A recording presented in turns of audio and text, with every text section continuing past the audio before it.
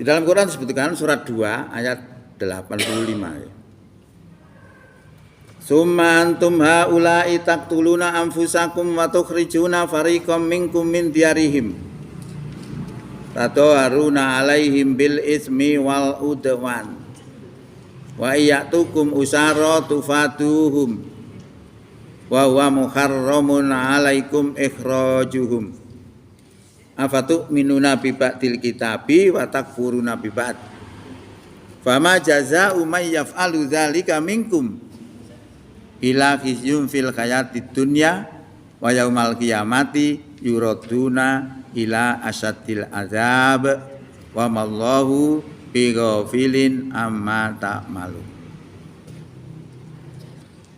Suma antum haula'i taqtuluna, kemudian kamu semua membunuh dirimu. Maksudnya membunuh diri ini adalah membunuh sesama agama. Kenapa terjadi membunuh sesama agama? Karena orang Yahudi itu punya sekutu orang kafir. Sebagian Yahudi juga punya sekutu orang kafir. Nah, antara orang kafir yang dijadikan sekutu ini terjadi peperangan. Nah, karena sekutunya akhirnya kan bela. Nah, bela ternyata tidak bisa dihindarkan. Yahudi sama Yahudi terjadi peperangan. Akhirnya terjadi pembunuhan sesama Yahudi. Maka itu yang dikatakan oleh Allah, membunuh dirimu. Padahal membunuh sesama agama tidak boleh. Nah, ini yang oleh Allah dikatakan mengkufuri ayat itu. Tetapi ketika orang Yahudi tadi ditangkap oleh musuh dan dijadikan tawanan, di dalam kitabnya itu menyebutkan harus ditebus. Nah, itu setelah itu terjadi ditebus. Dalam rangka apa? Melaksanakan ajaran Taurat itu tadi. Nah, yang seperti ini anggapan kita kan biasa. Seperti bukan ada hubungan dengan agama. Tapi di dalam Allah beda. Kenapa kita menganggap itu bukan agama? Karena paham kita cuma 5 item. Syahadat, sholat, zakat, puasa, haji. Yang kayak begitu tidak ada hubungannya kayak seperti itu. Padahal ada. Ya. Maka lalu Allah tanyakan. Afatu'minuna bi ba'dil kitabi wa takfuruna bi ba'd fama jazaa'u may yaf'alu dzalika minkum illa khizyun fil hayatid dunya wa yaumal qiyamati yuradduna ila asaddil azab wa mallahu bighafilin amma ta'malun. Allah tanyakan, apakah kamu beriman kepada sebagian kitab dan kafir kepada sebagian lainnya? Tidak ada balasan orang berbuat demikian di antara kamu kecuali kehinaan di dunia, dan pada hari kiamat mereka akan dikembalikan kepada seberat-beratnya siksa, dan Allah tidak lupa terhadap apa yang mereka perbuat. Ini adalah ancaman Allah kepada orang yang memilih-milih ayat. Maka tuntutan iman kita harus menerima semua aturan Allah. Kalau kita menerima semua aturan Allah, kita juga ada masalah lagi. Karena aturan Allah itu tidak dari 5 item itu aja. Aturan Allah terutama yang terkait dengan masalah hablum minan nas ini sangat banyak sekali, dan di tempat kita ini paling juga banyak diingkari. Yang diimani cuma 1, zakat. Muncullah Basnas. Itu kan ajaran Islam. Yang lain tidak. Misalnya bagaimana hukum orang memberontak. Bagaimana hukum pencuri. Pencuri aja ada 2. Ada pencuri profesional, ada pencuri yang karena paceklik. Karena yang paceklik itu masih bisa dimaafkan, tapi kalau profesional itu diperlakukan hukum tertentu. Potong tangannya. Ya, itu Islam. Nah, itu tergantung. Oke. Lah kalau ini kita terapkan, ya sama. Kita dituduh menganiaya. Kalau kita terapkan misalnya hukum potong tangan, nah kita menerapkan Islam kok. Lah kita dituduh menganiaya. Jadi sulit. Kalau misalnya Allah sudah menetapkan hukum Islam harus diterapkan, kemudian kita terapkan, nah kita dituduh mengganti UUD 45. Kan repot.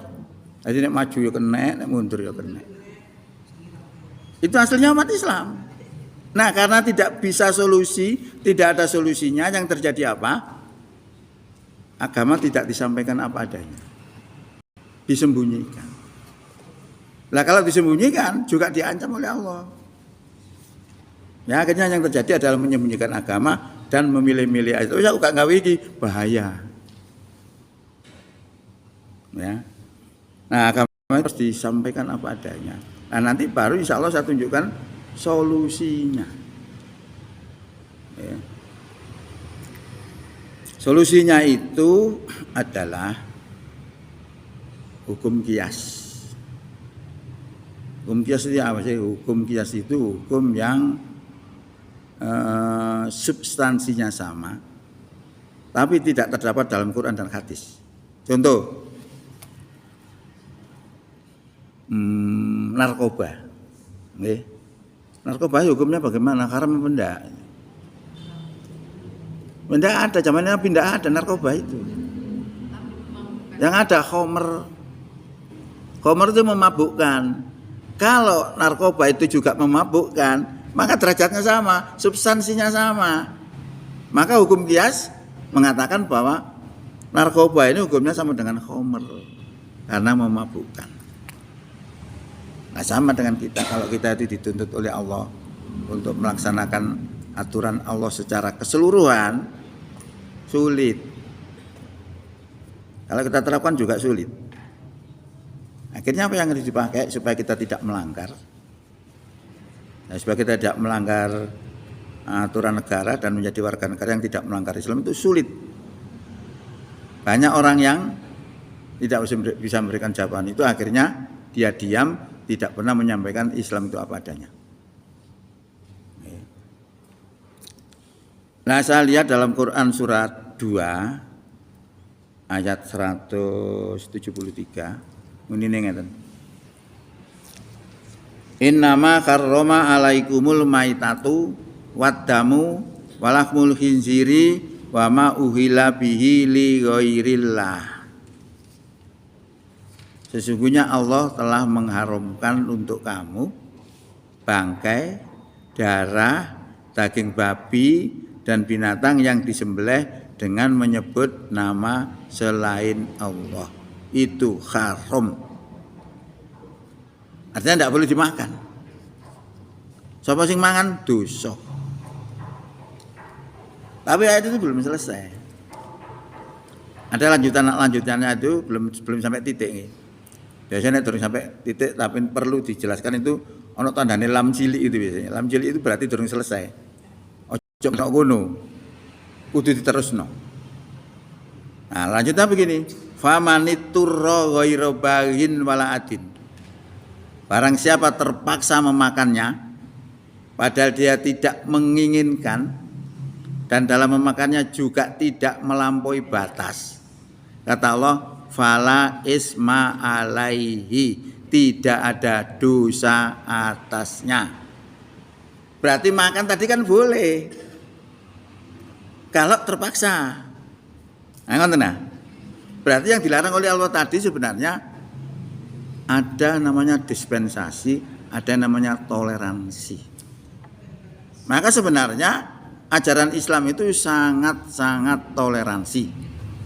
Kalau kita diajari untuk berlaku toleransi itu sebenarnya nggak benar. Karena apa? Ajaran Islam sendiri sudah sangat toleransi. Toleransi kepada apa aja? Sesama agama, la ikraha fiddin.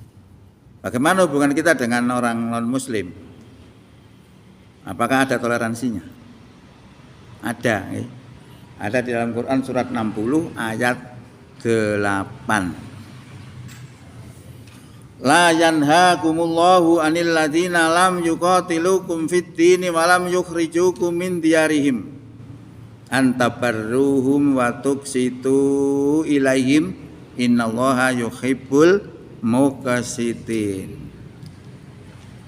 Sesungguhnya Allah tidak melarang kamu untuk berbuat baik dan berlaku adil kepada orang yang tidak memerangi kamu karena agama dan tidak mengusir kamu dari kampung halaman kamu.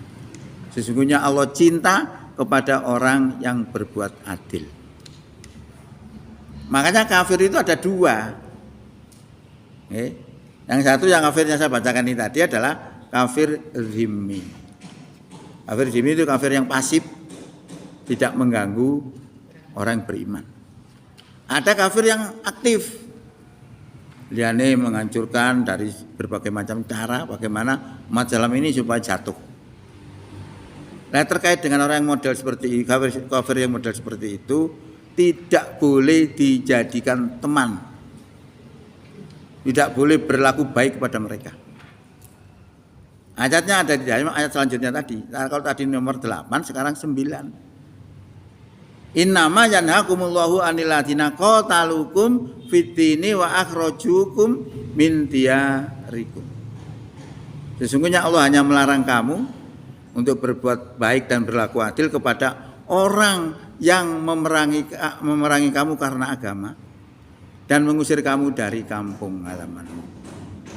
Nah, sini sebenarnya kita bisa menjawab kalau orang itu beranggapan bahwa orang yang tidak masuk kelompoknya dianggap sebagai orang kafir. Seperti yang terjadi di Pondok Al-Zaitun. Pondok Al-Zaitun itu mengatakan kalau bukan kelompoknya, maka dia dianggap sebagai orang kafir. Kalau dia dianggap sebagai orang kafir, maka hartanya halal. Maksudnya halal untuk mereka. Boleh dicuri, boleh dirampok, boleh diambil, terserah mereka.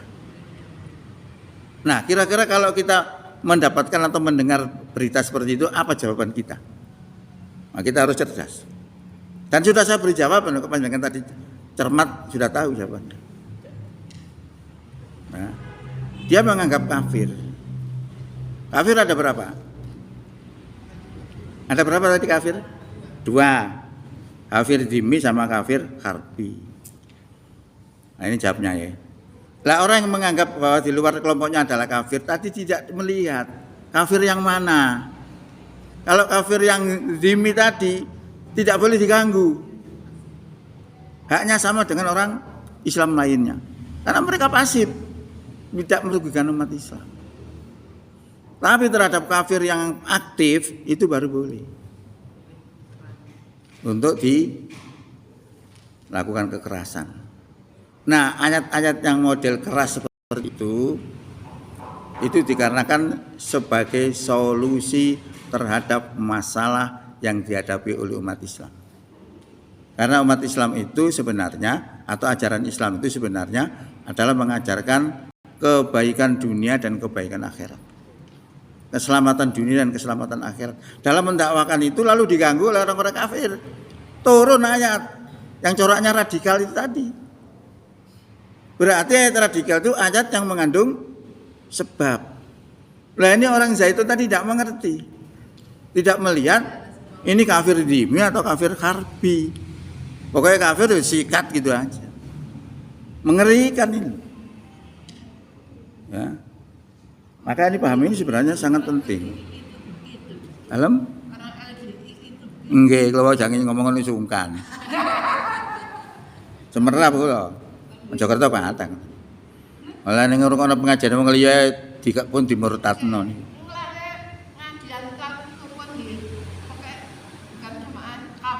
Nggih. Nggih, ngene mriku lak kata sih. Rasane LDI masuk Muhammadiyah niku kata. Nggih, gara-gara ngoten. Ngo bojone kon megat. Luar biasa. Ya karena itu dianggap kafir. Nah, kenapa di LDI itu begini? LDI itu istilahnya meletet jamaah, terutama sing soge-soge, untuk diambil infaknya. Karena pimpinan LDI itu ada bayarannya 10%. Oke, kalau diperes ya. Mendapatkan bayaran 10% dari hasil infaknya itu. Nah, kalau infaknya dapat 100 juta, dia dapat 10 juta. Lu banyak, makanya dia mempertahankan itu. Loh, gitu loh. Ini kan bahaya paham-paham seperti ini. Nah, itu harus mengeluarkan 10% dari penghasilan. Luar biasa loh. Allah aja disuruh mengeluarkan 2,5% setahun itu. Setahun nih, oke. Alhamdulillah. Makanya nanti harus kita paham. Jadi kita itu harus cerdas. Ngomong ini aku bisa jawab, ngomong ini aku bisa memberikan jawaban. Nah, seperti itu tadi adalah terkait dengan pemahaman ini sangat penting untuk kita pahami. Kalau Rasulullah dalam memperjuangkan Islam ini dalam kurun waktu 22 sampai 23 tahun berhasil merubah ideologi kafir menjadi ideologi Islam. Dimulai dari apa? Dimulai dari Iqra. Bismirabbikal ladzi khalaqal insana min 'alaq. Iqra wa rabbukal akramul ladzi 'allama bil qalam.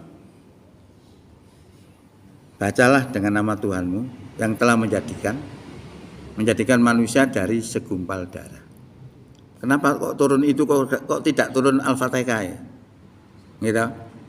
Padahal surat pertama Al-Fatihah.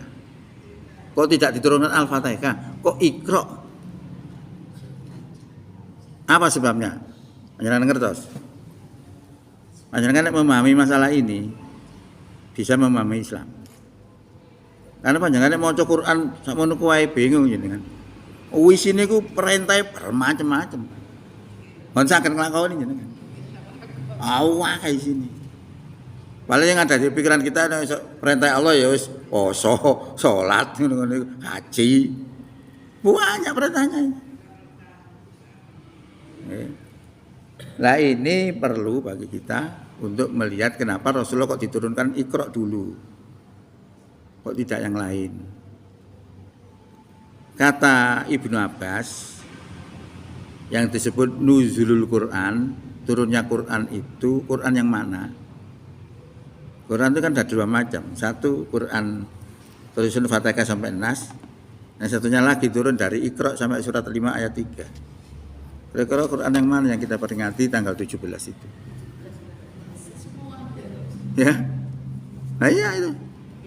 Kita harus pinter. Kata Ibnu Abbas, Quran itu turunnya sekaligus 30 juz. Dari Lauh Mahfuz ke langit dunia. Dari langit dunia ini kemudian diturunkan kepada Nabi sesuai kebutuhan. Kenapa Nabi diturunkan Iqra?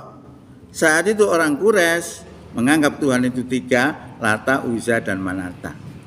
Diperkenalkan, dikonter dengan Quran bahwa Tuhan itu Maha Pemurah, menciptakan manusia dari segumpal darah, bukan Lata, Uzza, dan Manata.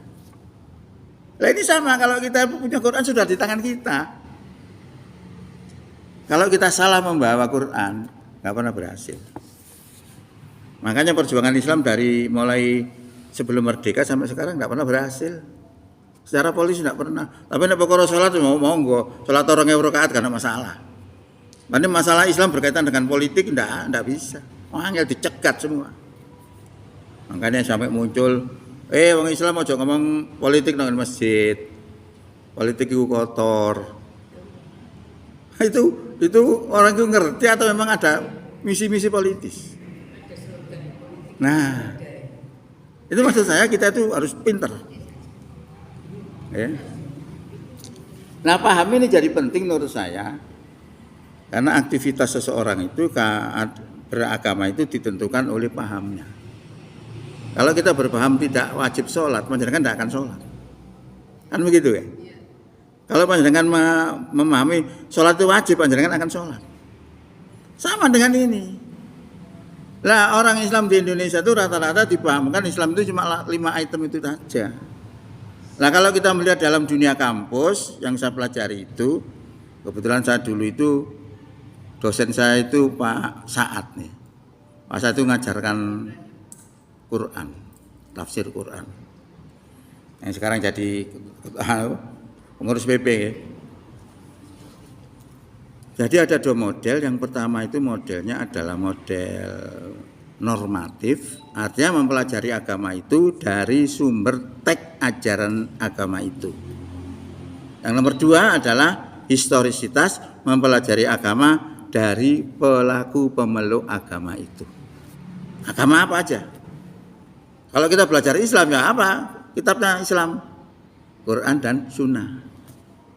Kalau kita pelajari dua itu dengan metode normatif akan kita temukan 3 ajaran besar, akidah, syariah, dan akhlak. Kalau masalah akidah itu berbicara masalah keimanan, akhlak berarti budi pekerti, sopan santun dan sebagainya. Bagaimana hubungan kita dengan Allah, bagaimana hubungan akhlak kita kepada Nabi, akhlak kita kepada orang tua, akhlak kita kepada tetangga, akhlak kita kepada sesama mukmin, akhlak kita kepada non muslim, akhlak kita kepada flora dan fauna, semua diatur. Tapi ada satu yang jadi masalah, yaitu ketika kita bicara masalah syariah.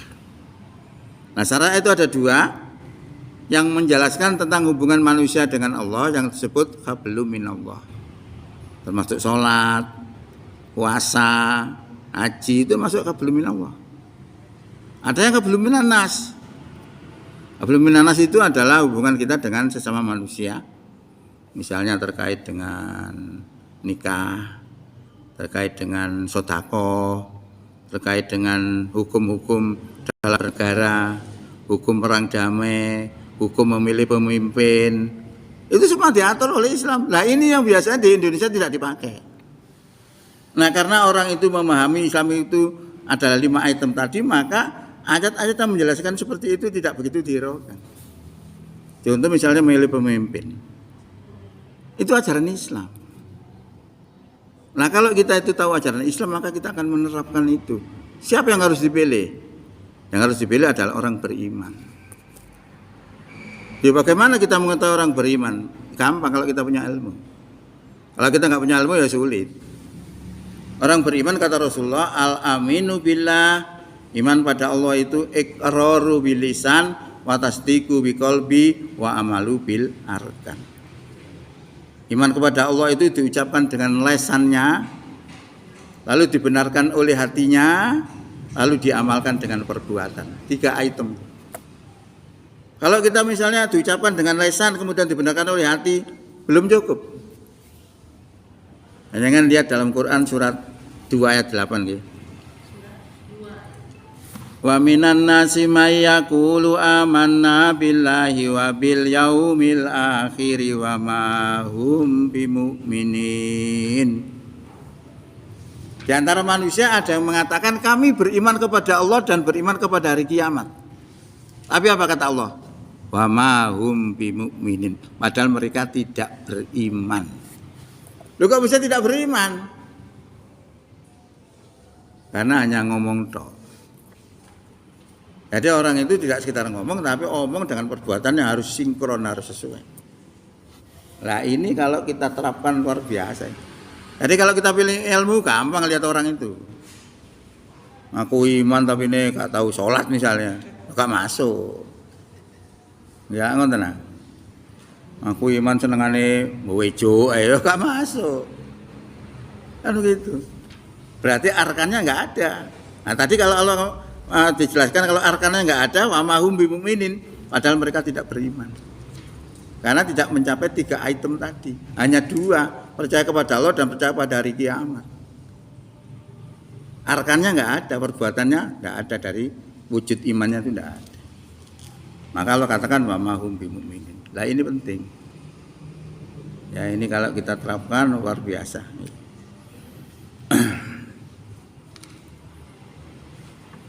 Hadirin rahimakumullah.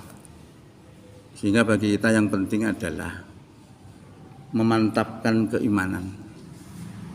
Keimanan ini harus kita perjuangkan karena iman itu sumber kebaikan, sumber kebahagiaan. Kalau orang mengatakan bahagia itu punya segala-galanya, untuk dunia sing gak karo-karoan kae, yang mengatakan itu karena nggak punya. Kalau yang mengatakan orang yang punya beda. Nah, sudah pernah saya sampaikan mungkin di dalam tahun 1930 kejadian nyata di tahun itu seorang guru besar sugih, kaya raya, punya segalanya, termasuk juga punya anak, tapi anak bodoh, disekolahkan kemana-mana bodoh, sesuai izin, profesor kok anak bodoh, kira-kira anak sapa iki, kira-kira ngono iki, dipindahkan sekolah pancet, akhirnya malu. Solusinya apa? Solusinya anak itu ditembak kepalanya, dor, ya moncrot gede. Mari ditembak, bingung. Ya apa, akhirnya dia sendiri ditembak sendiri. Jadi bunuh diri. 2 nyawa sekaligus gara-gara apa? Malu punya anak bodoh. Lah ini adalah penyelesaian yang bukan imani. Sugih lho padahal itu. Ya berarti wong sugih juga belum tentu bahagia kan gitu. Nah bahagia itu ya apa sih? Kalau panjenengan enggak tahu bahagia sampai hari kiamat enggak. Gitu ya.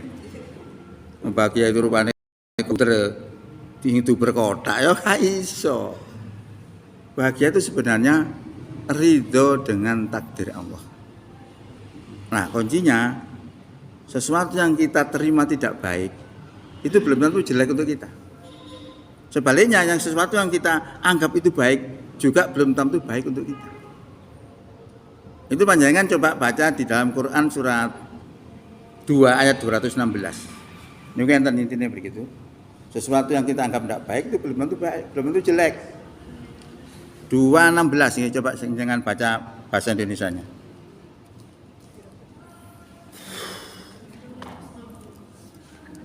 Ayat 216.